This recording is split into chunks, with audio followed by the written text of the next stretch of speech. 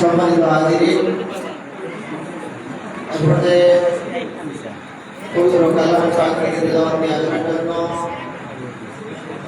আহ্বান জানাচ্ছি আমাদের মাদ্রাসার কাজী দ্বিতীয় বর্ষের ছাত্র শাহ মোহাম্মদ আব্দুল মুমিন। পবিত্র কালামে পাক থেকে তেলাওয়াত করার জন্য আহ্বান জানাচ্ছি। সম্মানিত হাজিরিন, আমাদের আজকের মাহফিলের সম্মানিত প্রধান অতিথি ফুলতলি সাহেবুল্লাহ রহমতুল্লাহ আলাইহির সৌযোগ্য নাতি হযরত মাওলানা মুহাম্মদ হাসান চৌধুরী সাহেব আমাদের মধ্যে উপস্থিত। আমরা বিনীতভাবে অনুরোধ জানাচ্ছি, যারা হুজুরের নসিহত শোনার জন্য আগ্রহী, আপনারা দয়া করে মাহফিলে আসুন। অল্প কিছুক্ষণের মধ্যেই হুজুর নসিহত পেশ করবেন। আসসালামু আলাইকুম। أعوذ بالله من الشيطان الرجيم. بسم الله الرحمن الرحيم.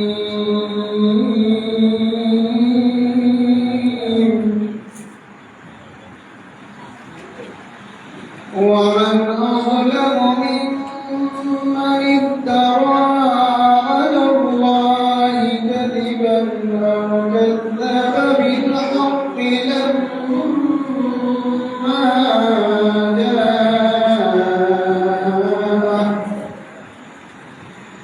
أليس في جهنم مثوى للكافرين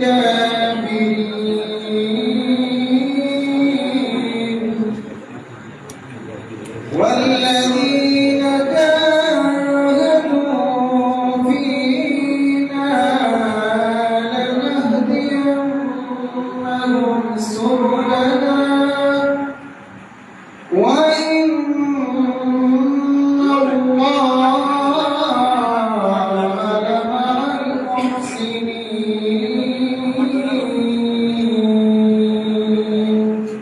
صدق الله العظيم.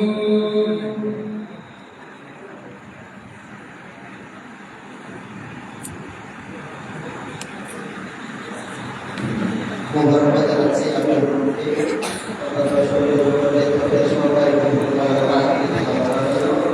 সম্মানিত হাজিরিন, এই পর্যায়ে আমাদের নসিহত পেশ করবেন।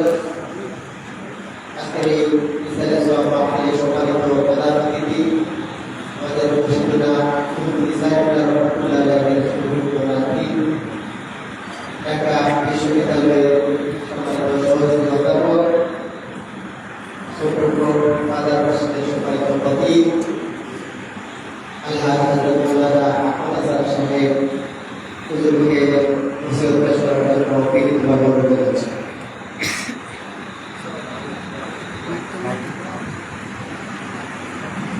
السلام عليكم ورحمة الله وبركاته.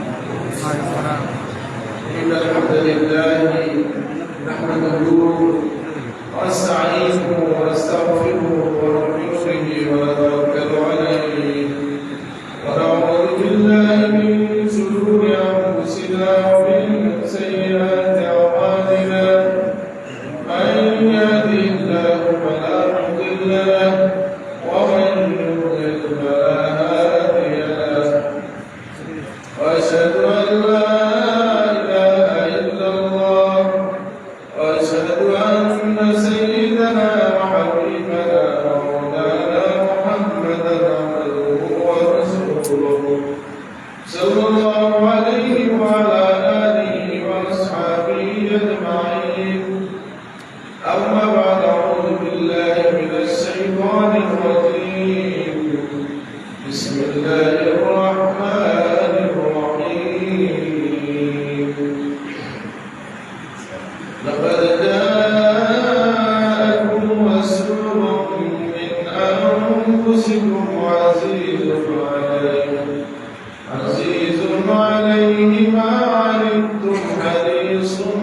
عليكم بالمؤمنين رؤوف رحيم فإن تولوا فقل حسبي الله لا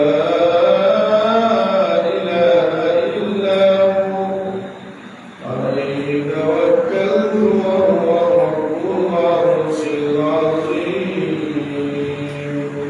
صدق الله العظيم إن الله وملائكته يصلون على النبي يا أيها الذين آمنوا صلوا عليه وسلموا تسليما بسم الله الحمد لله والصلاة والسلام عليك يا رسول الله بسم الله الحمد لله والصلاة والسلام عليك يا رسول الله الصلاة على النبي والسلام على الرسول السميع المطيع ونورنا بكماله كجمالنا بجماله حسنت جميع خصاله صلوا عليه وآله هو الحبيب الذي ترجى شفاعته لكل أولي من الأهوال المتهمين مولاي وسلم وسلم دائما أبدا على حبيبك خير الخلق كلهم محمد سيد الكونين والثقلين والفريقين من عرب أمة العالمين مولاي سلم وسلم دائما أبدا على حبيبك خير الخلق كلهم يا أكرم الخلق ما لي من أعوذ به سواك عند حلول الحادث العظيم مولاي سلم وسلم دائما أبدا على حبيبك خير الخلق كلهم الله سبحانه وتعالى شكرا لك وسيلة الله تعالى আলহামদুলিল্লাহ আজকে সবাই উপস্থিত হয়েছেন বাবা শিক্ষা আদায় করছি যে ভালো ভালো একটু হাফিজা এমনি মাদ্রাসা ফাজি মাদ্রাসা আজকের এই নাবিদুল সাহেব সদস্য মহম্মদ দিগরাজ উদ্যাপন এই মাহফিলের সভাপতি সুনিদা মহবুল্লাহ সাহেব এবং মুর্শিদ বাবাই ইসলাম আল্লাহ সুবহানাহু ওয়া তাআলা সবসময় বাড়িতে আল্লাহ তাআলা আমাদেরকে নিরাপদে সুস্থ রেখেছেন এবং আল্লাহ তাআলা আমাদেরকে মৃত্যুকে প্রার্থনা করে যাচ্ছেন আলহামদুলিল্লাহ আল্লাহ সুবহানাহু ওয়া তাআলা শুকরিয়ার জন্য আজকে এই মাহফিল আপনাদের অনেক কিছু এখানে একত্রিত হয়েছে এটা নবীর যে আয়োজন এটা রবিউল আউয়াল মাসের প্রথমে বা এই মাসের সাথে নির্ধারিত না যদি এমন হইতো যে আমরা প্রত্যেক সপ্তাহে আল্লাহ রসুলকে নিয়ে কিছু করতে চাই তাহলে এখানে দলিল আছে কেননা নবী সাল্লাল্লাহু আলাইহি ওয়াসাল্লাম কিছু করা হয়েছিল ইয়া রাসূলুল্লাহ সবাই আপনি কেন রোজা রাখেন নবী সাল্লাল্লাহু আলাইহি ওয়াসাল্লাম যে আপনি রোজা রাখেন এই জন্য সাইয়্যিদুনা রাসূলুল্লাহ সাল্লাল্লাহু আলাইহি ওয়াসাল্লাম রাসূলুল ইসলাম قال فيه ولدت وفيه نزل علي নবী সাল্লাল্লাহু বলেন এই দিনে আমি যখন গ্রহণ করেছি এই দিনে আমার উপর কোরআন নাযিল হয়েছে সুবহানাল্লাহ সেই নবী যে নবী আগমন করেছেন তিনি শুকরিয়া আদায় করেছেন উম্মত হিসেবে আমাদের আরো বেশি শুকরিয়া আদায় করার তৌফিক আমাদের উচিত এবং আল্লাহ যেন আমাদের তৌফিক দান করেন আমরা জানি যে মিলাদুন নবী উপলক্ষে আলোচনা যেটা এই আলোচনাটা আল্লাহ রাসূলের ভালোবাসা আল্লাহর ভালোবাসা নামের একটা মাধ্যম আমাদেরকে নবী সাল্লাল্লাহু জীবন ওরকম বৈশিষ্ট্য চরিত্র সম্পর্কে জানার মাধ্যম রাসূলুল্লাহর খাসাইস সম্পর্কে জানার মাধ্যম রাসূলুল্লাহর ফজিলত জানার মাধ্যম এবং এই জানার মধ্যে দিয়ে আমাদের ঈমানটা মজবুত হয় তাজা হয় ঈমানের স্ফুরণ হয় আমাদের সন্তানরা নবী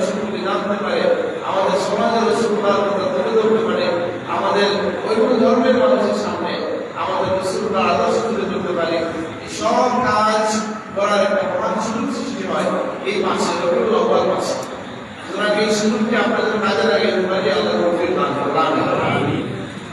দেখেন নবী সাল্লাল্লাহু আলাইহি সাল্লামের এই যে আলোচনা, সেটা তো সেই কিয়ামত মানে ওখানে জগৎ থেকে সে আলোচনা চলছে অব্যাহত, যে আমাদের নবীর আলোচনাটা কখন থেকে চলছে, রুহের জগতে আল্লাহ যে তার হাবিবের ব্যাপারে নবীদের কাছ থেকে যে শপথ দিচ্ছেন, সেখান থেকেই বোঝা যায় যে আল্লাহ নবীর আলোচনা চলছে সেই রুহানি জগৎ থেকে, সৃষ্টির আদিকাল থেকে নবীর আলোচনা চলছে। সেই আলোচনা কেমন, এটা কিন্তু ফজিলতের আলোচনা। আপনাকে যদি বলা হয় যে আল্লাহ সুবহানাহু ওয়া তাআলা তার নবীকে যে কারামত দিয়েছেন, যে ফজিলত দিয়েছেন, যে খুশুসিয়ত দিয়েছেন, তার মধ্যে প্রথম কোনটা বলা যায়? না, আমি মনে করি প্রথমেই এটা বলা উচিত যে আল্লাহ তাআলা যে তার হাবিবের জন্য শপথ নিয়েছেন অন্য নবীদের থেকে, এটা হচ্ছে আল্লাহ নবীর জন্য সবচেয়ে বড় সম্মানের বিষয়, সবচেয়ে বড় বলার মতো বিষয় হচ্ছে এটা যে আল্লাহ তাআলা তার হাবিবকে অন্য নবীদের সামনে কি করেছেন, শপথ নিয়েছেন যে তারা যেন তাকে ঈমান আনেন, যেন নবীর উপর ঈমান আনেন, তাকে বিশ্বাস করেন, তাকে সাহায্য করেন। এই আলোচনাটা আল্লাহ তাআলা কোরআন কারীমে নিয়ে আসছে। সুতরাং আমাদের নবীর ফজিলত করার জন্য বানায় কিছু বলতে হবে না। হ্যাঁ, বলতে পারেন আপনি যে মিলাদের আলোচনা করেন, আপনারা এটা কেন করেন? আপনারা নবীর বংশ নিয়ে গৌরবের কথা কেন বলেন? এই যে কথা বললেন আপনি, এই কথাটাও প্রশ্নের উত্তরটা কি? বলে স্বয়ং রাসূলুল্লাহ সাল্লাল্লাহু আলাইহি সাল্লাম তার মিলাদ নিয়ে, তার হাসাব নিয়ে, তার নসব নিয়ে স্বয়ং রাসূলুল্লাহ কথা বলেছেন। যদি এই কথাটা বলা বৈধ না হইত, যদি এই কথা বলা উচিত না হইত, রাসূলুল্লাহ তো বলতেন না। যেহেতু নবী বলছেন, সুতরাং আমরাও বলবো, ওদের আরো বেশি বলা উচিত, বাড়াইয়া বলা নয়। দলিল ভিত্তিক যে কথাগুলো আছে আমি পড়ছি দালাইলুন নবুওয়া কিতাব থেকে হাদিসখানা, অনেক কিতাবের মধ্যে হাদিসখানা এসেছে যে এটা সুয়ুতি তার আল-জামিউস সগীরের মধ্যে নিয়ে এসেছে, মাজমাউজ যাওয়াইদের মধ্যে এসেছে, কাসাইসের মধ্যে আসছে এই হাদিসখানা।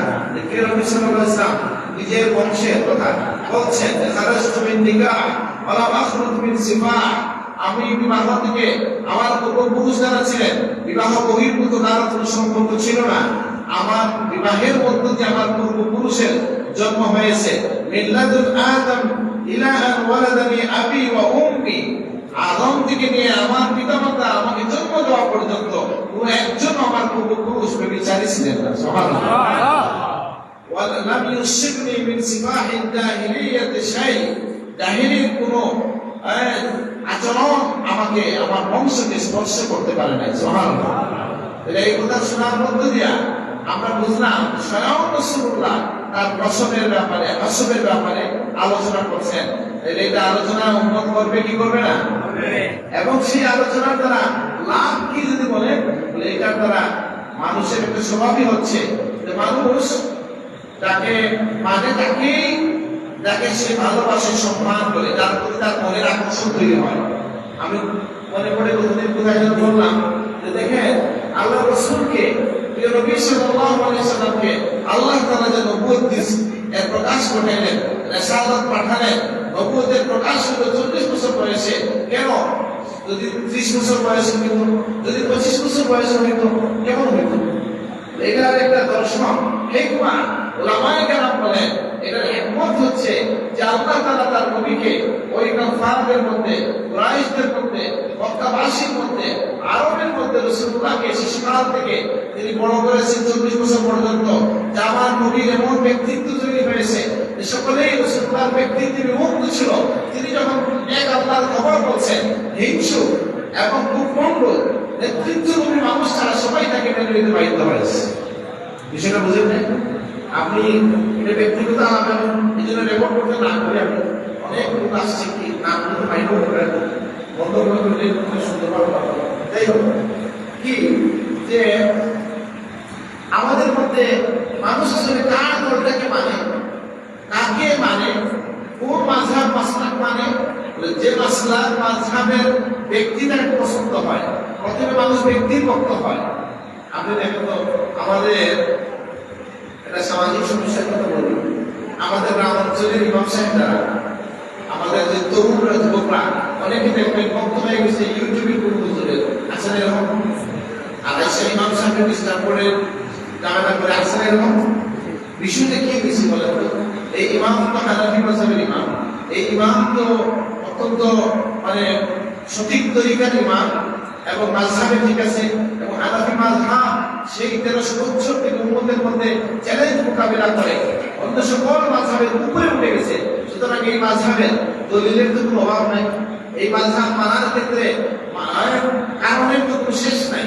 কিন্তু সমস্যা হচ্ছে কি যে আমার এই তরুণ যিনি এই যুবক যিনি তার ওই ইমাম সাহেবের ব্যক্তিত্ব তাকে আকর্ষণ করে না, তাহলে ধরছে ওই ইউটিউবের সুন্দর একজন হুজুর যিনি ইংরেজি বলেন, যিনি সঠিক বলেন, যিনি অনেক শিক্ষিত বলেন, অনেক শ্রোতাচার আছে, এইরকম একটা লোকের সে প্রথমে বক্ত হয় ওই লোক যেটা বলে ওইটা এসে এই ইমামকে ডিস্টার্ব করে আপনি এটা মানেন না কেন? আমি জিজ্ঞেস করছি লোকটা কি আসলে মাসলাক মাযহাব অথবা এগুলো বুঝছে না ব্যক্তি বুঝছে আগে? ব্যক্তি বুঝছে আগে। পছন্দ হয় তার কাকে আগে বলেন? আগে কি তরিকা মাসলাক মাযহাব পছন্দ হয় না ব্যক্তি পছন্দ হয়? ব্যক্তি পছন্দ হইলে সে যেটা বলে এটা মানতে সহজ হয়। উলামায়ে কেরাম বলেন আল্লাহর হাবিবকে আল্লাহ তাআলা নবুয়ত দিত নবী সৃষ্টির আগে থেকে নবীজি নিজে বলতেছেন যে আদম যখন মাটির পানি অনেক বলে হ্যাঁ হাদিস গুলো দাঈফ আছে কোনটা হাসান আছে, কিন্তু এই কথাটা সকল হাদিস মিলাইলে এটা গ্রহণযোগ্য পর্যায়ের হাদিস যে রাসূলুল্লাহ বলে আমি হচ্ছি সেই সময় থেকে নবী ওয়া আদম মুনজাদিরুন ফি দীনাতিহি, আদম যখন সৃষ্টি হন নাই তখন থেকে আমি নবী। সুবহানাল্লাহ। সেই নবীকে কেন 20 বছর 25 বছর আল্লাহ ঘোষণা দিলেন না যে তিনি নবী? কেন তিনি নিজের পরিচয় দিলেন না? কেন তার কাছে জিবরিল আসলেন না? উলামায়ে কেরাম রাহমাতুল্লাহ বলেন যে আমার রাসূলুল্লাহ এই সময়টাকে আল্লাহ এমন ভাবে উজান করিয়েছেন, এমন ভাবে তিনি দিন অতিবাদ তার অতিবাদ করেছেন যে কারণে মানুষজন তার ব্যক্তিত্বে বিমুগ্ধ হয়ে গেছে। 40 বছরে তিনি জীবনে যে মিথ্যার কাছে যান নাই, তিনি যে সাদিক, তিনি যে আল আমিন, এই কথা কি মুসলমানরা বলছে, এটা কোরআন বলছে। তার আগেও ওই মক্কার কাফিররা কুরাইশরা মক্কাবাসীরা নবীকে লকব দিয়েছে তিনি হচ্ছেন আস-সাদিক আল আমিন, তিনি হচ্ছেন চিরসত্যবাদী, তিনি হচ্ছেন বিশ্বস্ত। সুবহানাল্লাহ। আপনার নবীর নবুয়তের প্রকাশ 40 মারের একটা কারণ। এখন যদি আপনি তার মনে করেন আমার নবী আসলে 40 বছর আগের আলোচনার আর প্রয়োজন নাই, তাইলে হাসান নসবের আলোচনার প্রয়োজন নাই, এই যে হাদিসের মধ্যে পেলাম আমি রেফারেন্স দিলাম এটা হচ্ছে দালাইলুন নবুওয়া ইসলাহানি এবং আসমাহানির দালাইলুন নবুওয়া থেকে পড়লাম, যেখানে তিনি বলছেন আবু আলী ইবনে আবি তালিব থেকে বর্ণিত রাসূলুল্লাহ তার বংশ গৌরবের কথা তিনি বলছেন। এইভাবে অনেক হাদিস কিন্তু আসছে, একই অর্থে আবার হাদিস আসছে লাম ইয়ালতাকি আবাওয়ায়া মিন সিফাহি লাম ইয়াজালিল্লাহু আযজা ওয়া জাল্লা ইয়াদখুলুনি মিন আসলামিল তাইয়্যিবাতি ইলা আরহামিত তাহিরাতি, পবিত্র মেরুদণ্ড, পবিত্র ঔরস এবং পবিত্র সাফি মুহাজ্জাব, সাফিয়া তাহিরাতিন সাফিয়া মুহাজ্জাবা, এই পবিত্র সুরক্ষিত রহমের মধ্যে আল্লাহ আমার মাদেরকে সুরক্ষিত রেখেছেন। প্রিয় নবী সাল্লাল্লাহু আলাইহি ওয়াসাল্লাম এই বংশের কথা বলছেন।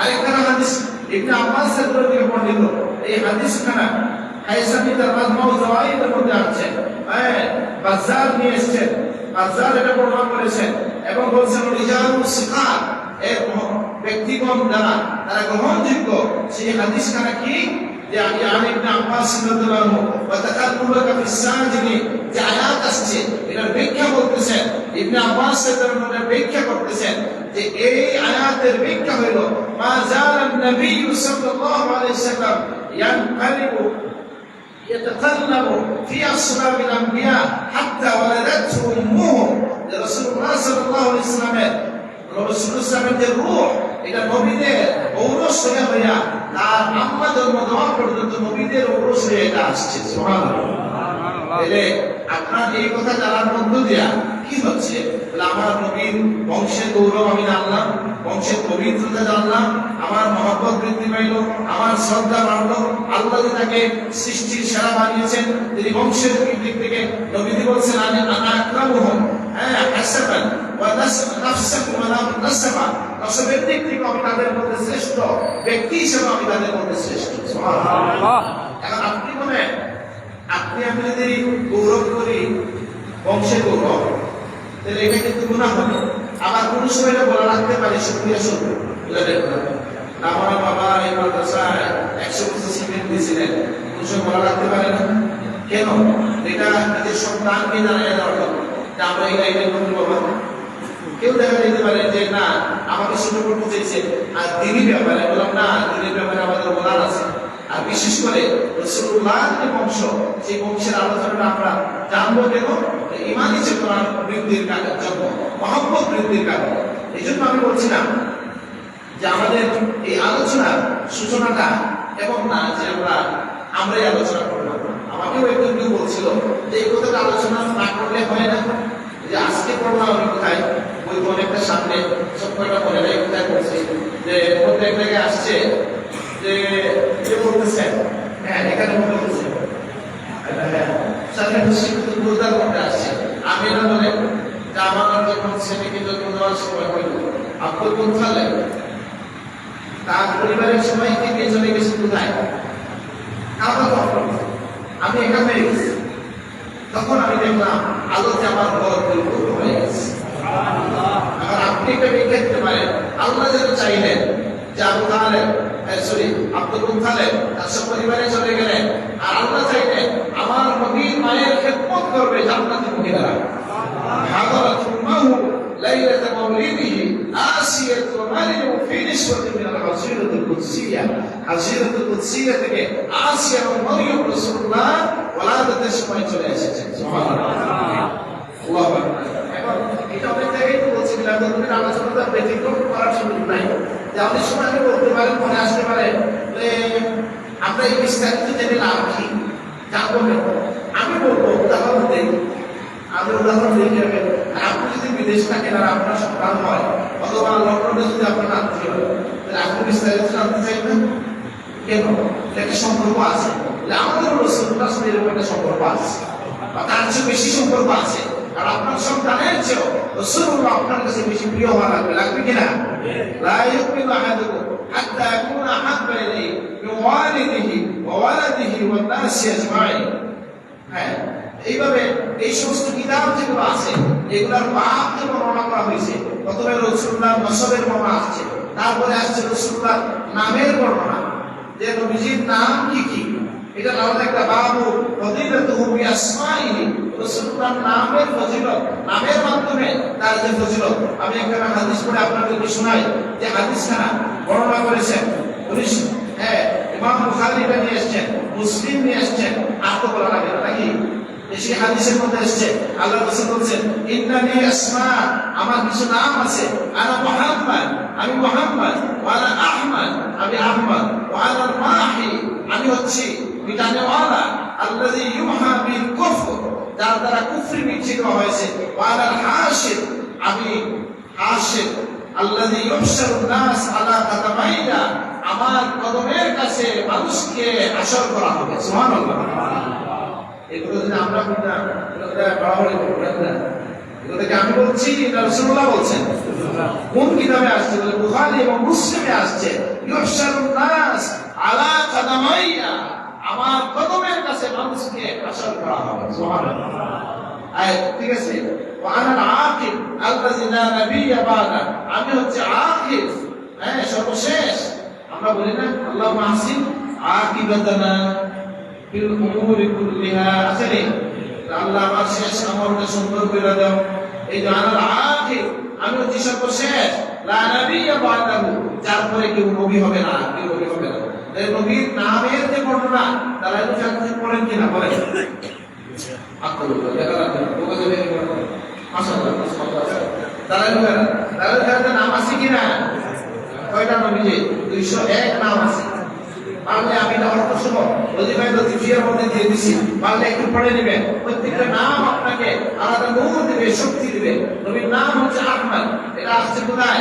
ইনজিলে। নবীর নাম হচ্ছে আহিয়া, এটা আসছে কোথায়? তাওরাতে। নবীর নাম হচ্ছে মুবাশশির, আসছে কোরআনে। নবীর হচ্ছে সিরাজাম মুনীরা, আসছে কোরআনে। নবীর নাম হচ্ছে ইয়াসিন তাহা, নবীর নাম হচ্ছে মুজাম্মিল, নবীর নাম হচ্ছে মুদাসসির। আছে কিনা? আলহামদুলিল্লাহ। আমাদের যে মাদ্রাসা শরীফের টাকা আছে, তারা একটা উদ্যোগ নেয় প্রত্যেক দিন মিলাদুন নবীর মাসে। উদ্যোগটা কেমন? আমরা আমাদের মাসুম বাচ্চাদেরকে প্রত্যেক দিন 200 নাম পড়ে রাসূলুল্লাহর উপর দুরূদ পড়বে। আল্লাহুম্মা সাল্লি ওয়া সাল্লিম ওয়া বারিক আলা মান ইসমুহু সাইয়্যিদুনা মুহাম্মদ সাল্লাল্লাহু আলাইহি ওয়াসাল্লাম, সাইয়্যিদুনা আহমদ সাল্লাল্লাহু আলাইহি ওয়াসাল্লাম, সাইয়্যিদুনা হামিদ সাল্লাল্লাহু আলাইহি ওয়াসাল্লাম, সাইয়্যিদুনা আহিদ সাল্লাল্লাহু আলাইহি ওয়াসাল্লাম। তাহলে আপনারা পারলে মুখস্থ করবেন, সন্তানদেরকে পড়াবেন। একদিনের জন্য না, সারা জীবনের জন্য করে দেন। আমার নবী সাল্লাল্লাহু বলতেন প্রত্যেকদিন কমপক্ষে 200 বার দরুদ শরীফ পড়েন। এই নামগুলো যদি পড়া হয় দুরুদের সাথে সাইয়্যিদুনা মুহাম্মদ সাল্লাল্লাহু আলাইহি ওয়াসাল্লাম লাগাইলে, তাহলে দুরুদ হয়ে গেল কিনা? কথা বুঝা গেছে কিনা? দুরুদ হইছে, নাম জানা হইছে, পারলে অর্থটাও জেনে নেবেন। তাহলে আমি দেখলাম এখানে আমরা দেখলাম এই কিতাব যেটা আমি বললাম, কিতাবটা হচ্ছে নাম বলে দিয়েছি দালাইলুন নুবুওয়া লিল হাফিজ আল কাবীর আবি মুআইন আল আসবাহানি। তিনি ইন্তেকাল করেছেন 430 হিজরিতে, হাফিজুল হাদিস। তিনি এরপরে যে বাপটা নিয়ে আসছেন যে আল্লাহ তাআলা তার নবীর জীবন নিয়ে কসম খেয়েছেন, এটা একটা ফজিলত। আর তিনি সমস্ত আদম সন্তানদের মধ্যে হচ্ছেন কি ওয়া তাফাররাদাহু বিসিয়াদাতি লিওয়ালাদি আদম ওয়া ওয়ালদি আদম। কিয়ামতের দিন সকল মানুষের আদম সন্তানের যিনি সর্দার হবেন, ওমা ফুদ্দিলা বিহি, এবং নবীকে আর যে সকল ফজিলত দেওয়া হয়েছে আলা সাইয়্যিদিল আম্বিয়া ওয়াল জামিল উম্মাহ, সকল নবীগণের উপরে এবং তার উম্মতকে সকল উম্মতের উপরে যে ফজিলত দেওয়া হয়েছে। সুবহানাল্লাহ। আপনি বলবেন আমরা আমাদের ফজিলত জানলে খুশি হব কেন? জানবো কেন? বলে আমরা শুনলে মনটা খুশি হয়। এমন নবীর উম্মত হইছি যে কারণে আমরা নবী বলছেন নাহনু নাখিরুন আল-আউয়ালুনা ইয়াউমাল কিয়ামা, আমরা যদিও আসছি পরে, আমার উম্মতরা যদিও পরে আসছে, কিয়ামতের দিন সবকিছুতে তারা আগে আগে থাকবে। সুবহানাল্লাহ। সবসময় কি থাকবে? আগে আগে থাকবে। হাদিস শুনে নবী সাল্লাল্লাহু আলাইহি ওয়াসাল্লাম এখানে বর্ণনাকারী বলতেছেন যে হাদিসখানা এসেছে বাইহাকির মধ্যে, আসাইসুল কুবরার মধ্যে, মাজমাউজ জাওয়াইদের মধ্যে, ইসনাদুল জাইয়িদ। বলা হচ্ছে যে মা খালাকাল্লাহু আযজা ওয়া জাল্লা ওয়া মা যারা নাফসান আকরাম আলাইহি মিন মুহাম্মদ। আল্লাহ যত নফস সৃষ্টি করেছেন, আল্লাহর কাছে মুহাম্মদ সাল্লাল্লাহু আলাইহি ওয়াসাল্লামের যে সম্মানিত, এই কথাটা বলছেন কে? আলী ইবনে আব্বাস, নবীজির চাচাতো ভাই রাইসুল মুফাসসিরিন ইবনে আব্বাস এর বলতেছেন যে আল্লাহর সৃষ্টির মধ্যে আল্লাহ যা কিছু সৃষ্টি করেছেন তার মধ্যে সবচেয়ে সম্মানিত হচ্ছে মুহাম্মদুর রাসূলুল্লাহ। সুবহানাল্লাহ। আচ্ছা, কেন? ওমা সামিতুল্লাহ আযজা ওয়া জাল্লা আকসারা ফি হায়াতি আহাদিন ইল্লা বিহায়াতিহি। সমস্ত সৃষ্টি জগতের আলম থেকে নিয়ে নবী রাসূল মুহাম্মদুর রাসূলুল্লাহ পর্যন্ত যত মানুষ আসছে, এই মানুষের মধ্যে আর কোন মানুষের জীবন নিয়ে আল্লাহ শপথ নেন নাই, একমাত্র আমার রাসূলের জীবনের শপথ দিয়েছেন। সুবহানাল্লাহ। আয়াত কি? লাআমরুকা ইন্নাহুম লাফি সাকরাতিহিম ইয়ামাহুন। হে নবী, আমি আপনার জীবনের শপথ দিলাম, তারা তাদের বিভ্রান্তির মধ্যে লিপ্ত রয়েছে।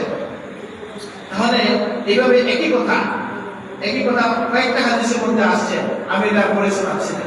আল্লাহ নবী সকল মানুষের সর্দার, এটা কে বলছেন? স্বয়ং রাসূলুল্লাহ বলছেন। এই হাদিসখানা তিরমিজিতে আসছে, এটা আবু সাঈদ আল-খুদরি থেকে বর্ণিত আছে, এটা আহমদের মধ্যে আসছে, এটা মাজমাউজ জাওয়াইদের মধ্যে আসছে, অগণিত কিতাবের মধ্যে আসছে। আমরা নবী সাল্লাল্লাহু আলাইহি ওয়াসাল্লাম قال, নবী সাল্লাল্লাহু আলাইহি ওয়াসাল্লাম বলেন আনা সাইয়্যিদু ওয়ালাদ আদম ইয়াউমাল কিয়ামা, কিয়ামতে আমি মানব জাতির সর্দার হব। ওয়া আনা আউয়ালু মান তুনশাক্কু আনহুল আরদ তানশাক্কু আনহুল আরদ, মানুষের মধ্যে প্রথম যার কবর থেকে উঠানো হবে যে ব্যক্তি, তিনি হচ্ছে আমি মুহাম্মদুর রাসূলুল্লাহ সাল্লাল্লাহু আলাইহি ওয়াসাল্লাম। ওয়া আউয়ালু শাফি, আমি প্রথম সুপারিশকারী হব। লিওয়াউল হামদ মা'i, প্রশংসার পতাকা আমার সাথে থাকবে। তাহতাহু আদম ওয়া মান দুনা ওয়া মান বা'দা মিনাল মুমিনিন, আদম তার থেকে নিচে, তারপরে যত ঈমানদার আসছেন সকলে আমার প্রশংসার পতাকার নিচে আশ্রয় গ্রহণ করবে। সুবহানাল্লাহ। আর কি এটা নবীজি বলছেন তার নিজের ফজিলতের কথা। আসেন আরেকটা হাদিস আপনাদের পড়ে শোনাই। এটা একটা হাদিসের অংশ, আবার একটা পূর্ণ হাদিস। আনাস ইবনে মালিক থেকে বর্ণিত। এই হাদিসটা আছে তিরমিজির মধ্যে, এই হাদিসটা আছে বাইহাকির মধ্যে, এই হাদিস আছে দারমির মধ্যে। সেই হাদিসের মধ্যে বলা হচ্ছে قال রাসূলুল্লাহ সাল্লাল্লাহু আলাইহি ওয়াসাল্লাম, রাসূলুল্লাহ সাল্লাল্লাহু আলাইহি ওয়াসাল্লাম ফরমায়েছেন আনা আউয়ালুহুম খুরুজান ইযা বুইসু, তাই যখন মানুষকে উত্থিত করা হবে প্রথম আমাকে আমার কবর থেকে উঠানো হবে। সুবহানাল্লাহ। ওয়া কাইদুহুম ইযা ওয়াফাদু, আর যখন তারা আল্লাহর দিকে দলবদ্ধ হয়ে রওনা হবে আমি হব তাদের সর্দার। সুবহানাল্লাহ। বলেন কাফেলা সারা দুনিয়ার মানুষ একত্রিত হয়ে রওনা হবে আল্লাহর দিকে, তখন তার সর্দার কে হবে? মুহাম্মদুর রাসূলুল্লাহ সাল্লাল্লাহু আলাইহি ওয়াসাল্লাম। ওয়া আনা খাতিবুহুম ইযা আনসাতু, যখন তারা সবাই নীরব হয়ে যাবে, কথা বলতে পারবে না, আমি আল্লাহর সামনে খুতবা দেব। সুবহানাল্লাহ। আল্লাহর সাথে কথা বলবো, বক্তব্য দেব। আমি মুহাম্মদুর রাসূলুল্লাহ। এই কথাটা কোথায় আছে? বুখারী শরীফের মধ্যে আছে, লম্বা হাদিস, শাফাআতে কুবরা যে হাদিসের কি আমরা বলি, শাফাআতে কুবরার যে হাদিস, যা আপনারা অনেক শুনছেন, এটা আমি আপনাদের বলবো না। আদম আলাইহিস সালামের, নূহ আলাইহিস সালামের, ঈসা আলাইহিস সালামের, ইব্রাহিম খলিলুল্লাহ, মুসা কালিমুল্লাহ, সবার কাছে দুনিয়ার মানুষকে বলবেন, হে আদম সফিউল্লাহ, আল্লাহর কাছে একটু কথা বলেন। বিষয়টা কিন্তু শুরু হয়ে যায়। এরপরে তিনি বলবেন রাসূলুল্লাহ, আমি এটা পারবো না। নূহের কাছে যাবেন, তিনি বলবেন রাসূলুল্লাহ, আমি এটা পারবো না। ইব্রাহিম আলাইহিস সালাম, তিনি বলবেন রাসূলুল্লাহ, আমি এটা পারবো না। একইভাবে ঈসা আলাইহিস সালাম, তিনি বলবেন রাসূলুল্লাহ, মুসা আলাইহিস সালাম, তিনি বলবেন আমি পারবো না। তখন রাসূলুল্লাহর কাছে, আপনার রাসূলুল্লাহর কাছে যখন পাশে আসবেন, তখন রাসূলুল্লাহ বলবেন আনা লাহা, আমি এটা পারবো। সুবহানাল্লাহ। আয়ানা খাতিবুহুম ইযা ওয়াফাদু, তারা যখন দলবদ্ধ হয়ে কথা বলতে চাইবে, আল্লাহর সাথে কথা বলতে ওয়ালা, খুতবা দেওয়ালা, বক্তব্য দেওয়া, কথা বলতে ওয়ালা আমি মুহাম্মদুর রাসূলুল্লাহ। সুবহানাল্লাহ। এই হাদিসটা লম্বা হাদিস, শাফাআতে কুবরা হাদিস। তখন আমি আমার সিজদা দেব, দোয়া করব যে আল্লাহ খুশি হবে, বলবেন হে মুহাম্মদ মাথা উঠাও, যেটা চাইবা দিয়ে দেব। সাল তোতা ওয়াসফা শাফা, যা চাও দিয়ে দেব। যা বিশেষ সুপারিশ করবে আমি সুপারিশ কবুল করব। সুবহানাল্লাহ। আমি তালাকের সামনে মনে মনে বেজায় করছি না। একজন মুসলমানকে জিজ্ঞেস করা হয়েছিল যে আপনার নবীকে আপনি কি চিনবেন?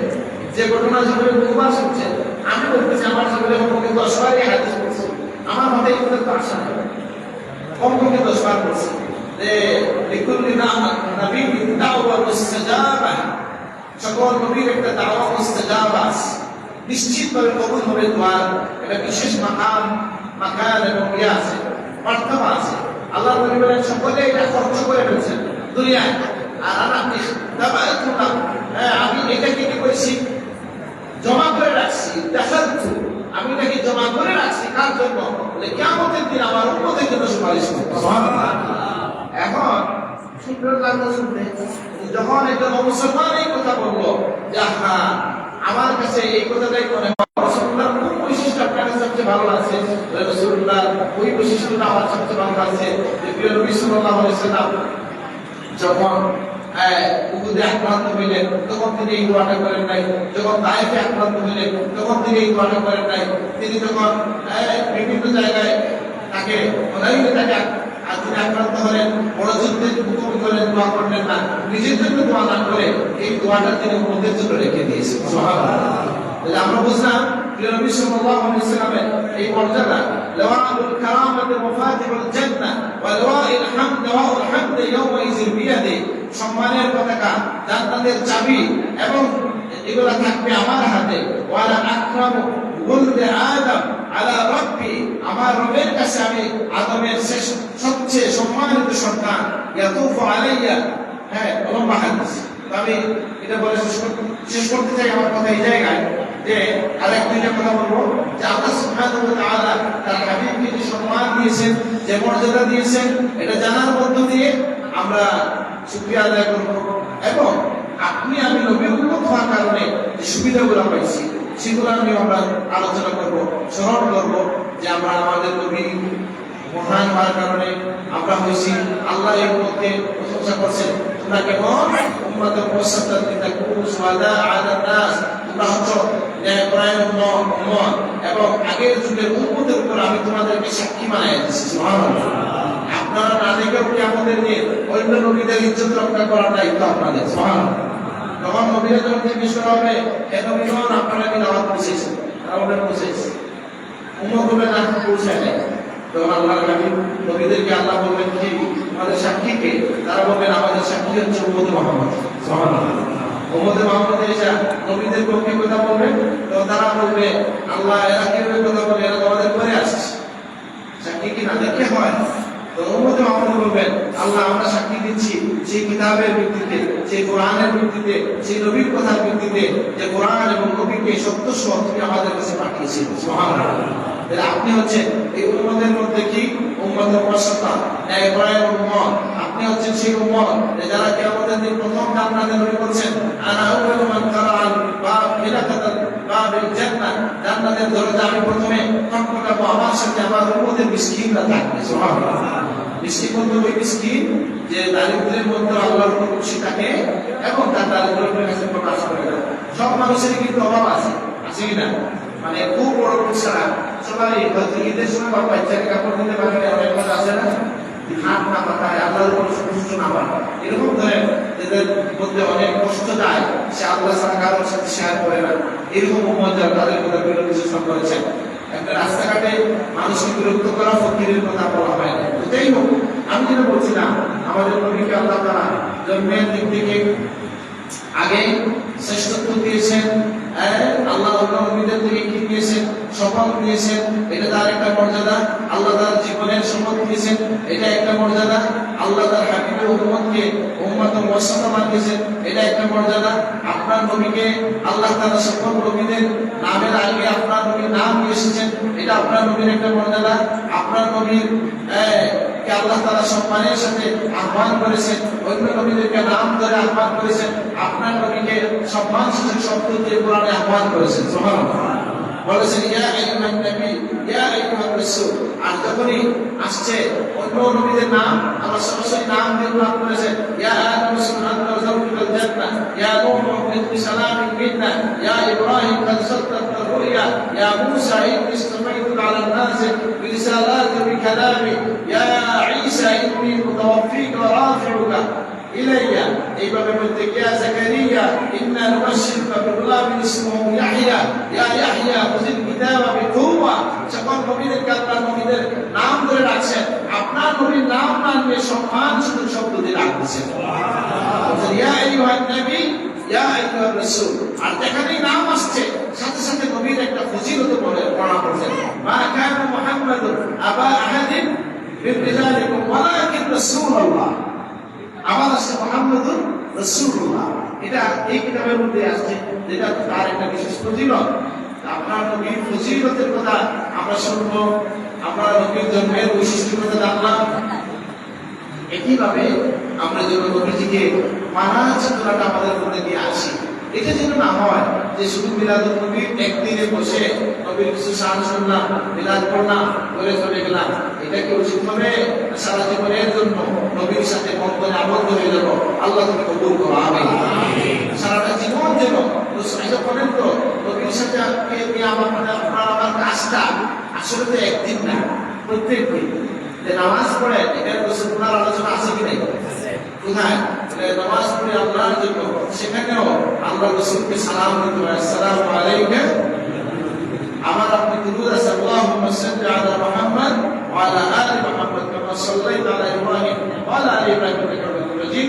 সাইয়্যিদনা লাগানো যায়, উলামায়ে কেরাম বলেন। ঠিক একইভাবে আপনার নবীর বিষয়টা কেমন? আপনি যদি আসেন এই এলাকাতে, আমি যদি জানি আমার মাদ্রাসার অনেক মায়ার এলাকা নাকি, সেই এলাকায় মানুষ জানে না যে প্রত্যেকদিন 200 বার দরুদ শরীফ পড়ার কথা উনি বলছেন কিনা। সুতরাং আমাদের জীবনের জন্য একদিন রাসূলুল্লাহকে নিয়ে ব্যস্ত থাকা না হয়, এই কথাটা বলার জন্য তো একদিন কষ্ট হবে না, বুঝলেন? বুঝলেন বুঝছেন কিনা? বলে একদিন বাদ এই তো নাই, বলে তাহলে তুমি কিনা প্রত্যেক বউনি, বুঝলেন? হ্যাঁ, বলে মিলাদুন নবী কেন? আপনি তো সোমবারে রোজা রাখেন, বলে আপনি তো সোমবারেও রোজা রাখেন না, রবিবারেও কিছু করেন না, কি বিষয়? আপনি তো আসলে কিছুই করতে চান না। আলহামদুলিল্লাহ, আমরা তো দাবি করি আমরা সোমবারেও রোজা রাখার চেষ্টা করি নাকি? আজকে গাড়িতে আসার সময় এই ছেলে আমাকে মনে হয়ে গেছে যে কালকে সোমবার, আর কিছু বলেন না, এবারে সোমবার মানে আমি বলছি না আমার পেটে ভাত বেশি খাওয়া হয়েছে, সে বলছে কালকে তো সোমবার আছে, মানে সোমবারে তো রোজা রাখবে। বুঝলেন কথা? আলহামদুলিল্লাহ, আমরা সোমবারেও আসি, আমরা রবিউল আউয়ালেও আসি, 12 রবিউল আউয়ালেও আসি, সব দিনই আছে আলহামদুলিল্লাহ। এবং সেটাই হওয়া উচিত, এটা যেন আনুষ্ঠানিকতার মধ্যে সীমাবদ্ধ না হয়।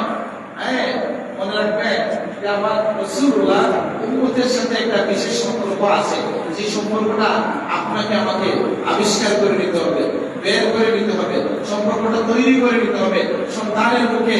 এই যে আমরা এই যে রেলি করি, বলেন আমার জীবনে আমি রোজা কম খাইছি, কিন্তু যখন কোন শিশু বাচ্চার মুখে শুনি তারা আলাইনা, আমি কিছু সময়ের জন্য মদিনায় চলে যাই। কোন সময়? ওই যে আমার রাসূলুল্লাহ তার পিতৃপুরুষের পিতা মাটি ছেড়ে আসছেন, নির্যাতিত হয়ে আসছেন, আমার রাসূলুল্লাহ রাতের গভীরে আল্লাহর হুকুমে চলে আসছেন, দেশের জন্য বারবার মক্কার দিকে ফিরে ফিরে তাকাইছেন। সেই নির্যাতিত অবস্থায় আমার রাসূল যখন মদিনায় তৈরি আসছেন, মদিনার বাচ্চারা তারা আল-বদরু আলাইনা বলে নবীকে স্বাগত জানাইয়া তাদের বংশ উদাহরণ হয়ে গেছে। তা আমরা ওই সময় যদি মদিনায় থাকতাম, আমরা যেন আল্লাহকে বলি আল্লাহ, আমরা আমাদের সন্তানদেরকে নিয়ে বের হয়ে বলতাম তারা আল-বদরু আলাইনা মিন সাকিয়াতিল ওয়াদা'i ওয়াজাবা শুকরু আলাইনা মাদা'a লিল্লাহি দা'i। এটা আমরা সময়টা মিস করছি, সুযোগটা মিস করতে চাই না। ঠিক আছে কিনা? আমার সন্তানের মুখে এই আওয়াজ রাসূলুল্লাহর কাছে পৌঁছে যাবে, এটা আমরা বিশ্বাস করি। হাদিস এটার পক্ষে আছে, আছে কিনা? এটা আমানাতুন মা'রুদাতুন ফাতাওয়াল্লাহু আলাইহা আমানাতুন, তোমাদের আমল আমার কাছে পেশ করা হবে। সুবহানাল্লাহ। তাহলে সুতরাং আমার সন্তান যদি কবিতা পড়ে, তাহলে সেটা হবে আনসারী বাচ্চাদের পূজা করা। বড় কেউ যদি কবিতা পড়ে, তার জন্য হাসান বিন সাবিত আছেন, যিনি মদিনার মসজিদে মিম্বরে দাঁড়ায়া আলাদা মিম্বর বানায় দেওয়া হয়েছে, নবীর শান তিনি গাইতে থাকতেন। সুবহানাল্লাহ।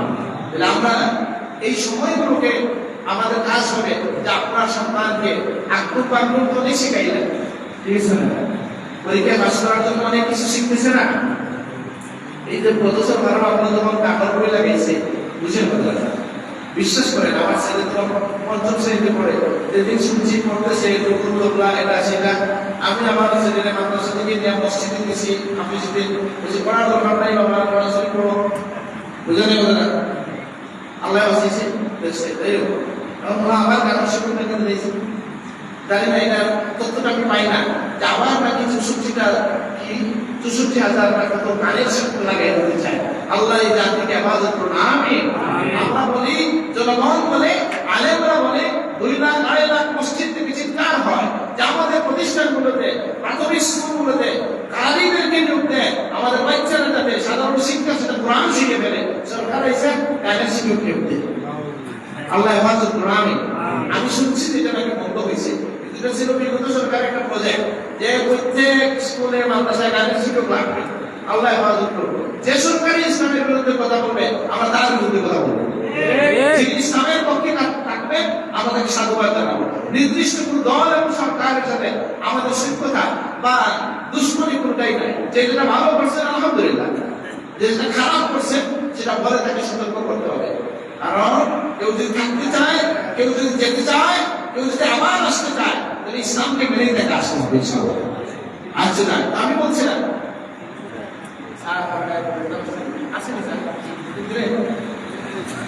এই স্থানের নাম সিলেটি মাত্রা যারা রেকর্ড করে শুনেন, আমার কথা শেষ করে নিয়ে আসছি। আমি বলতে চাই, শুনেন, আপনারা তো হ্যাঁ যেটা বলছি না যে আমাদের সন্তানদের হৃদয়ে বা যে কোনো মানুষ, ইমানদার মানুষের হৃদয়টাকে পবিত্র রাখার জন্য কি লাগবে? একটা আয়াতে একজন আলেম দলিল দিয়েছেন, সুফিয়া কেরাম দলিল দেন, সেটা কি? ইন্নাল মুলুকা ইযা দাখালু কারিয়াতান আবিচারাসনালু জাআলু আইজ্জাতা আহলিহা আযিল্লাহ।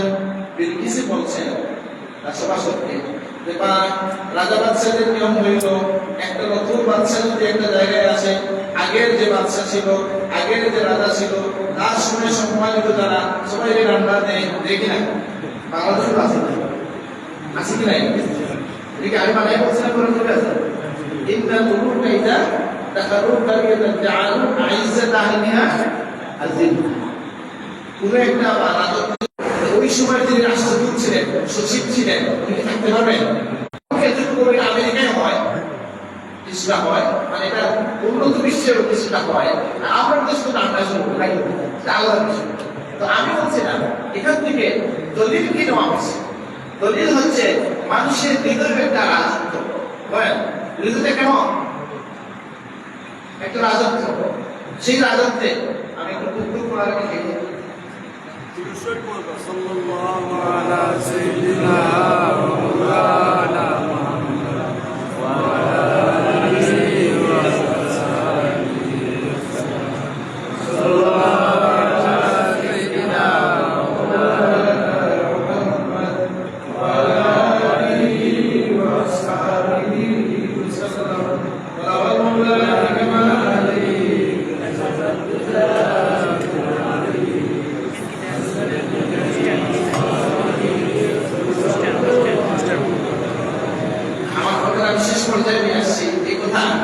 যে মানুষের হৃদয়ে রাজত্বে রাজা কিন্তু আছে প্রত্যেকদিন আপনার হৃদয়ে অনেক কথা খেলা করে কিনা ময়বার সময় অনেক চিন্তা আসে কিনা আচ্ছা কি এখানে আপনার অনেক কি হয়েছে বলে অনেক খুব জমা হয়েছে হ্যাঁ অনেক চিন্তা থেকে একত্রিত হয়েছে এখানে একটা পদ্ধতি হইল থেকে সুফিয়া কারণ দলিল দিয়েছেন যদি তোমার হৃদয়ে আল্লাহ তার রাসূলের নাম ঢুকে যায় তাহলে বাকি যারা আছে তারা আসিল না হয়ে যাবে এক রাজার ভিতরে অন্য রাজারা পলায় কিনা বলে এখন যে মেশিন দিছি মাসি কাছে আছে না ওই ব্যাপারে আপনার বাড়িতে মেশিনটা না খুব ফাইদা আমি 10 বছর পর্যন্ত মানি 12 বছর পর্যন্ত মানি কিন্তু দাঁড়িয়ে রাখা মানুষের যে বিশ্বকাপ থেকে মারা যায় বিশ্বকাপ নেতা গুণা পাইয়ে রয়েছে এর মধ্যে জোয়া আছে কি নাই এর মধ্যে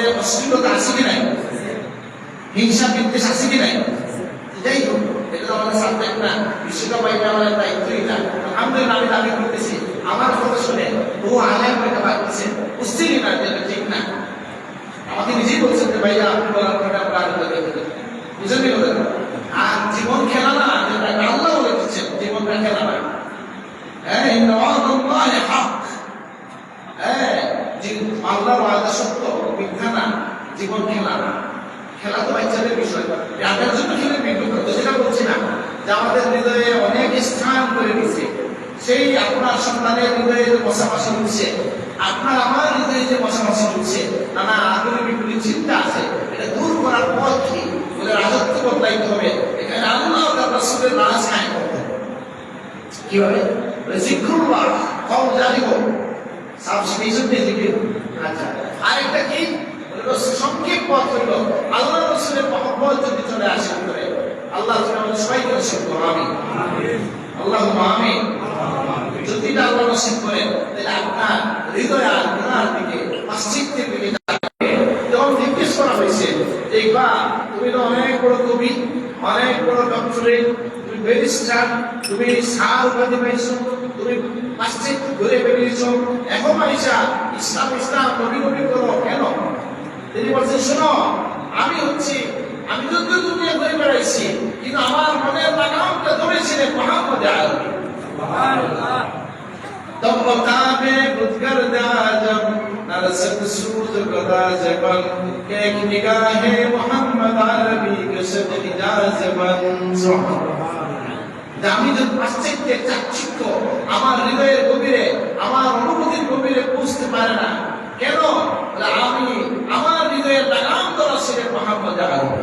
মানে নবীর মহব্বত আমাকে টেনে রাখছে এইদিকে সুবহানাল্লাহ ইসলামটা মহব্বতের উপর টিকে থাকে কিভাবে আমি বুঝাই দিই আপনাদেরকে নামাজ থেকে মনে করেন আল্লাহ বলেছেন কি দেখো ভাই যাও কেউ পড়বে নামাজ আর যে মানুষ মনে করে যে আল্লাহ আমার এত নিয়ামত দিয়েছেন আমি হাঁটতে পারি চোখে দেখি আল্লাহ আমাকে আজকে ঘরে খাবার দিয়েছেন আল্লাহ আমাকে একটা পরিবার দিয়েছেন আল্লাহ আমাকে হাঁটাই দিয়েছেন আল্লাহ আমাকে চোখে দুধ আয়া দিয়েছেন যে আল্লাহর সামনে সব সবসময় দাঁড়িয়ে থাকা উচিত ছিল, তাড়াতাড়ি যাই গিয়ে নামাজ পড়ি, এই লোকের নামাজ আর ওই লোকের নামাজ কি এক হবে? মহব্বতের নামাজ আর দায়িত্বের নামাজ কি এক নামাজ হবে না? একজনের ইমানের ইসলামের মৌলিক একটা বিষয় হচ্ছে মহব্বত, যেটা যে মহব্বত আপনাকে দিনের উপর থেকে থাকতে সাহায্য করবে। আপনি বলেন তো যে সাহাবী রাসূলুল্লাহর সামনে দাঁড়িয়েছিলেন, আপনাদের শুনে আসেন আমার সময় শেষ, যে আমি তো ভাষা পরিবেশন করতে হবে, যে সাহাবী বদরের যুদ্ধের দিনে, উহুদের যুদ্ধের দিনে যে সাহাবী রাসূলুল্লাহর সামনে যখন কাফেররা কাছে চলে আসছে আর নবীজিকে একটা খাদের মায়ের মধ্যে পাহাড়ে হেলান দিয়ে রাখা হয়েছে, নবীজির দান্দান করে আঘাত লাগছে, একজন সাহাবী দাঁড়িয়ে গেলেন, যতটা আঘাত রাসূলুল্লাহকে করা হয়েছে প্রত্যেকটা আঘাত তিনি তার শরীর থেকে গ্রহণ করছেন। তার নাম কি? তালহা। মানে 70টা আঘাত তার শরীরে পাওয়া গেছে, প্রত্যেকটা আঘাত সামনের দিকে ছিল, একদম পিছনে ছিল। যে তীর আসছে, যে ইটা আসছে, যে বম্ব আসছে, প্রত্যেকটা তীরটা শরীর দিয়ে গ্রহণ করে গেছে। এটা কিসের মধ্যে সম্ভব? এটা নবীর প্রেম ছিল নাকি? সেই প্রেম যেন আল্লাহ আমাদেরকে নসিব করেন। আমিন আমিন। আবু বকর সিদ্দিক রাদিয়াল্লাহু আনহু হিজরতের ঘটনা সবাই জানেন, যে তিনি ডানে যান, বামে যান, সামনে পিছনে, রাসূলুল্লাহকে পিছনে আবু বকর খালি জায়গা বলতাম কেন? ইয়া রাসূলুল্লাহ, যখন মনে হয় ডানে দিকে আঘাত আসবে আমি ডাইনে চলে যাই, যখন মনে হয় বামে চলে আসবে বামে যাই, সামনে হলে সামনে, মনে যখন আসে পিছনে আমি পিছনে চলে যাই। আবু বকর, তুমি কি আমার বদলা তোমার জান দিলে খুশি হবে? ইয়া রাসূলুল্লাহ, নিশ্চিতভাবে আপনার জানের বদলা আমার জান দিলে আমি খুশি হব। সুবহানাল্লাহ। সেই সাহাবায়ে কেরামের যে ভালোবাসা ছিল রাসূলুল্লাহকে দেখার জন্য, রাসূলুল্লাহকে পাওয়ার জন্য, সামনে যাওয়ার জন্য, এক সাহাবী রাসূলুল্লাহ দেখলেন, জিজ্ঞাসা করলেন, মালাকা ইয়া সাওবান, সাওবান কি হইছে তোমার শরীরটা, চেহারাটা এরকম কুসুম কুসুম কেন? তিনি বলে, ইয়া রাসূলুল্লাহ, ওরে যাই আর আসি, ওরে যাই আর আসি, আর ওরে গেলে পরেশান হয়ে যায়। এখন যদি কখনো মনে হয় আপনার চেহারার কথা, দৌড়ে এসে আপনার চেহারাটা দেখি। কয়েকদিন থেকে আমার ভাবনা হচ্ছে যে যদি কিয়ামতের দিন বিচার পার হইয়া আমি চলে যাই, মানার হাদিস বলছি, শব্দের কথা নিতে পারে, মানার হাদিসটা এরকম যে আমরা কিয়ামতের পরে আমি যদি জান্নাতে যাইও, আপনি জান্নাতে কই থাকবেন, আমি কোথায় থাকবো, আপনাকে কোথায় পাবো? আল্লাহ নবীর সাহাবীর এই মহব্বতের কথা আল্লাহ এত পছন্দ হইলো, আল্লাহ নবীজি কিছু বলার আগে জিবরিল আমিনকে দাওয়াত পাঠালেন, এইভাবে যারা ভালোবাসা রাখে আমার নবীর সাথে জান্নাতে থাকবে। সুবহানাল্লাহ। উলাইকা মাল্লাযিনা আনআমা আল্লাহু আলাইহিম মিনান নাবিয়্যিন ওয়াস-সিদ্দীকিন ওয়াস-শুহাদা'i ওয়াস-সালিহিন ওয়া হাসুনা উলাইকা রাফীকা। তাহলে আমি যে ওয়াজ করতেছি, আমি আমাকেও বলছি, আপনাদেরকেও বলছি যে আমাদের হৃদয়ের কোনায় যেন রাসূলুল্লাহর জন্য একটি জায়গা হয়ে যায়। আল্লাহ তাআলা কবুল করুন। আমিন। এই সব আলোচনার একটাই উদ্দেশ্য, নবীর প্রেমটাকে জাগ্রত করা। যে প্রেমটা থাকলে আল্লাহ ইকবাল করতেছেন कि मोहम्मद से वफा तूने तो हम दे रहा है, ये जहां चीज किया लो हम दे रहा है। আল্লাহর পক্ষ থেকে ইকবাল করতেছেন, জবাবে শুকর শেষ নাই, আমার নবীর সাথে তোমরা ওফাদারি করো, তাইলে কি হবে? এই জাহান কি লৌহ কলমের নেতৃত্ব আমি তোমাদের হাতে দিয়ে দেব। সুবহানাল্লাহ। এই মহব্বতটা যেন আমরা রাখতে পারি, এবং এইটার নমুনা কে দেখা গেছে, আমি গৌরব করছি না, আমার থেকে আমার দাদার পরিবার, এই যে আমার দাদার খাস ইয়ে আছেন, ওনারা বলতে পারবেন সাপুটার মহব্বতের বিষয়টা কেমন ছিল। যে মানুষজন ভূত বুঝতো সাপকে, ওয়াজের মধ্যে যখন রাসূলুল্লাহর কথা আসছে সাপে তো কান্না করে, বুঝলেন? আমি শুনছি আমার দাদার পরিবার খুলাফাদের মুখে যে কেমনটা রাসূলুল্লাহর সামনে বর্ণনা করেছেন। এই জন্য সকলের মধ্যে সমাজ করতাম, আল্লাহ আপনাদের আপনার মুর্শিদুল্লাহ আসলে রাসূল বানাও। সুবহানাল্লাহ। আল্লাহুম্মা আমিন। সেই চেতনা, সেই মহব্বত যেন আমাদের হৃদয়ে থাকে। আপনার সন্তানকে যদি আস্তে আস্তে নবীর সাথে কবিতা না শেখান, নবীর সম্পর্কে একটু পরিচিত না করেন, তাহলে আপনার অজান্তে এই সন্তান কার ভক্ত হয়ে যাবে আপনি বুঝতে পারবেন না। তার হৃদয়ের রাজা কে হবেন? আপনি বলেন যে দুনিয়ার কোন খেলোয়াড় হবে না মুহাম্মদুর রাসূলুল্লাহ হবে? এই চেতনা, এই দায়িত্ব কার? এই দায়িত্ব হচ্ছে জাতির রাষ্ট্রের দায়িত্ব। এটা রাষ্ট্র পালন করে প্রতিষ্ঠান করবে, প্রতিষ্ঠান করে না, পরিবার করবে যে আমার সন্তানের হৃদয়ে রাসূলুল্লাহ ভালোবাসা থাকবে, মুখে রাসূলুল্লাহ শান থাকবে। আল্লাহ তুমি কবুল করো, আমিন। আমি আমার কথা শেষ করলাম। আপনাদের এই আয়োজন বক্তব্য আমরা আশা করি না কবুল। আল্লাহ তাআলা এই আয়োজনকে কবুল করুন, সকলের উপস্থিতি কবুল করুন। আসসালামু আলাইকুম।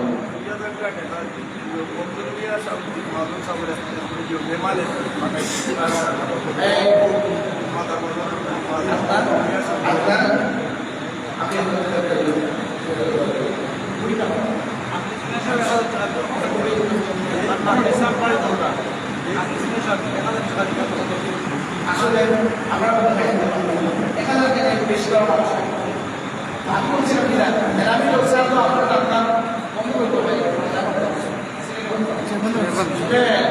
কি বলছে কি বলছে মহিলা